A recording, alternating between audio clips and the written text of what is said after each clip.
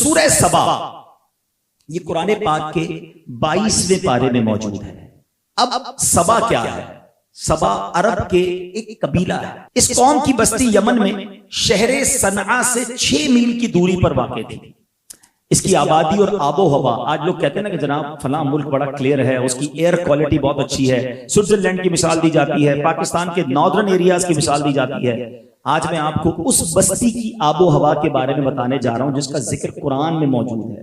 اور رب عز و جل نے بیان کیا اس کی آب و ہوا کا حال یہ تھا، اس پوری ہوا کے اندر ایک مچھر نہیں تھا، ایک مکھی نہیں تھی، ایک پسو، کھٹمل، سانپ اور بچھو نہیں تھا. Totally clear land. اور اللہ اکبر، موسم کیسا تھا؟ نہایت معتدل، ماڈریٹ، نہ زیادہ سردی ہوتی تھی نہ زیادہ گرمی ہوتی تھی. اس کی ہوا کی پاکیزگی کا عالم یہ تھا کہ مفسرین قرآن لکھتے ہیں کہ جب کوئی دوسرے علاقے کا بندہ اس فضا سے گزرتا تھا، اگر اس کے جسم یا اس کے کپڑوں پر جوئیں ہوتی تھی تو وہ بھی مر جاتی تھی. یعنی اس کی بیماریاں دور ہو جاتی تھی جو اس ایئر سے پاس آن کرتا تھا. ٹرائی ٹو انڈرسٹینڈ وہ کیسی جگہ ہوگی. فرمایا کہ باغات کیسے تھے، کثیر پھل آتے تھے.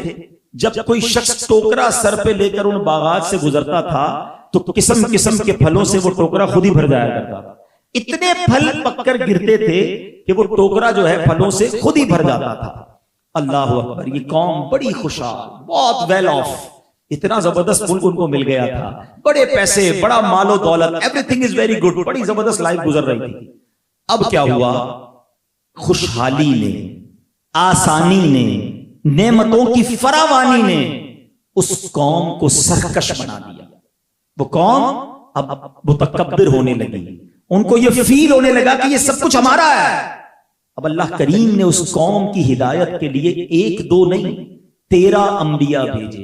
ایک کے بعد ایک نبی علیہ السلام جاتے رہے اور اس قوم کو اللہ کی طرف بلاتے رہے، انہیں سمجھاتے رہے. مگر وہ قوم جو ہے سرکشی کرتی رہی، نبیوں کو جھٹلانے لگی، اللہ کے عذاب سے انہیں ڈرایا گیا، مگر وہ قوم ماننے کے لیے تیار نہ ہوئی. اس قوم کا ایک سردار تھا جس کا نام تھا حماد. مفسرین نے لکھا کہ وہ اتنا متکبر اور سرکش آدمی تھا کہ جب اس کے بیٹے کا انتقال ہوا نا تو اس نے آسمان کی طرف تھوکا اور اپنے کفر کا اعلان کر دیا، اللہ سے بغاوت کا اعلان کر دیا، اور اعلانیہ لوگوں کو کفر کی دعوت دیتا کہ رب کو نہ مانو، اور جو کفر نہ کرتا وہ اسے قتل کر دیتا. اور اب جو انبیاء آتے نا ان کو گستاخی کر کے وہ کہتا آپ اپنے اللہ سے کہہ دیجئے ہماری نعمتوں کو چھین سکتا ہے تو چھین کر بتا دے، اپنا عذاب بھیج سکتا ہے تو بھیج کر بتائے، ہم اب تمہارے رب کو نہیں مانتے. اللہ اکبر. میرے میٹھے اسلامی بھائیوں، یہ وہ قوم تھی جس کی مثال دی جاتی تھی، جس کے باغات اور جس کی خوشحالی کی دنیا پر میں ایگزامپل دی جاتی تھی. ان کو بار بار سمجھایا گیا نہ مانے، کفر پر ڈٹے رہے. یہ سمجھتے تھے کہ سب کچھ ہم نے کیا ہے، اللہ کی طرف سے کچھ نہیں ہوتا. معاذ اللہ، جب ان کو سیلاب بھیجا گیا. اب سوال یہ ہے کہ جب یہ قوم اتنی ویل آف تھی تو انہوں نے اپنی پروٹیکشن کے تو بڑے کام کیے ہوں گے، سیلاب کیسے آیا؟ اچھا مزے کی بات ہے وہاں کوئی سمندر نہیں تھا. اس قوم نے اپنے لیے ڈیم بنائے تھے. ملکہ بلقیس کا یہ علاقہ تھا تو اس نے کیا کیا، 2 پہاڑوں کے بیچ میں اوپر نیچے 3 تالاب بنا دیے تاکہ پانی سٹور ہو اور پورا سال باغوں کو پانی ملتا رہے اور پانی کی کمی نہ ہو. اب اللہ کریم نے اپنی قدرت کا نظارہ کیسے دکھایا ذرا سمجھیے گا. کوئی اس ڈیم کے اوپر کوئی بہت بڑا پتھر نہ گرایا، کوئی بہت بڑی چٹان نہ گرائی. اللہ کریم جو اپنی قدرت کا نظارہ دکھاتا ہے نا تو ہاتھی والوں کے مقابلے میں ابابیل بھیجتا ہے جو چھوٹے سے پتھر لے کر آتے ہیں اور ہاتھیوں کے پرخچے اڑا کر بتاتے ہیں ان اللہ علی کل شیء قدیر. آج 2021 میں پوری دنیا ایکسپیرینس کر رہی ہے کہ کووڈ وائرس نظر نہیں آ رہا، مگر دنیا کی بڑی بڑی فوجیں، بڑے بڑے ادارے، بڑے بڑے سائنٹیفک ریسرچ والے لوگ وہ پریشان ہیں، جن کے میڈیکل نظام کی دنیا تعریف کرتی ہے ان کے ہاسپٹل میں جگہ نہیں ہے. نظر نہ آنے والے وائرس نے پوری دنیا کا پہیہ روک کر بتا دیا ہے کہ کوئی تو ہے جو نظام ہستی چلا رہا ہے، وہی خدا ہے. اے میرے بیچ اسلامی بھائیوں، ایک ریسرچ میں نے پڑھی کہ کووڈ وائرس جتنا باریک ہے نا وہ اتنا باریک ہے مائکروسکوپ سے اسے دیکھا جا سکتا ہے، ہم تو اپنی آنکھوں سے دیکھ بھی نہیں پاتے.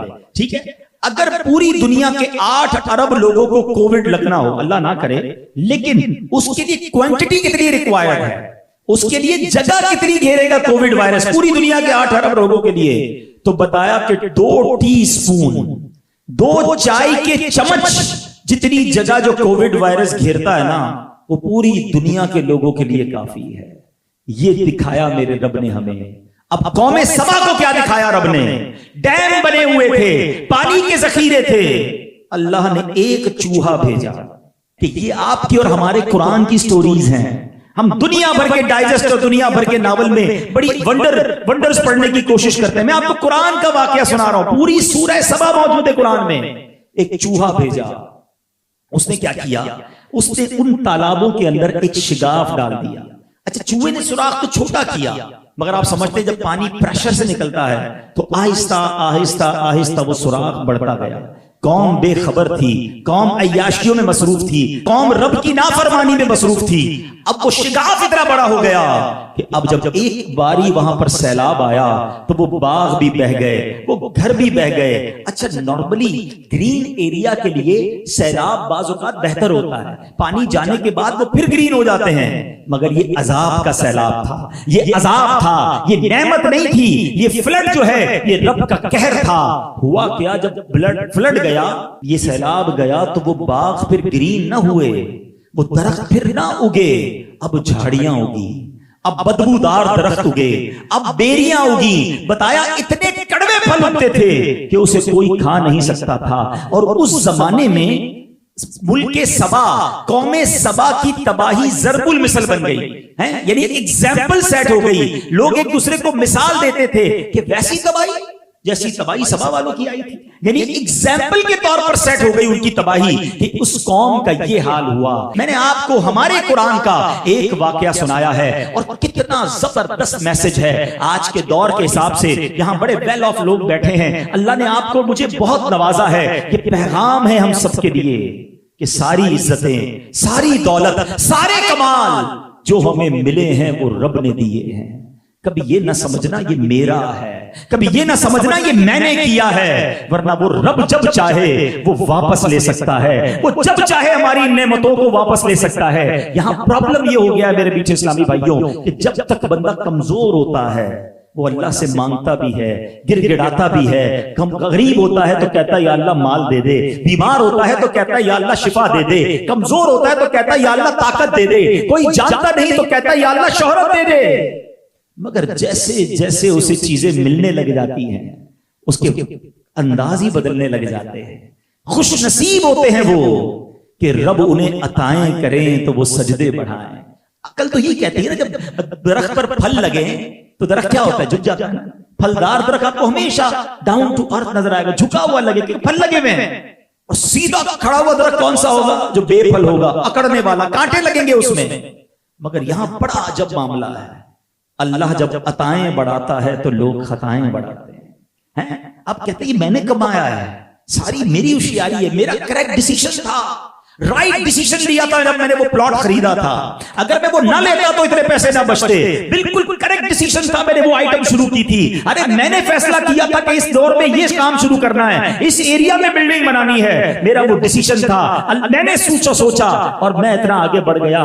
نہیں جناب, اگر عقل اور ہوشیاری سے ترقی ملتی ہوتی تو سارے پڑھے لکھے ڈاکٹرز, انجینئر, دنیا کے ارب پتی لوگ تو وہ ہوتے.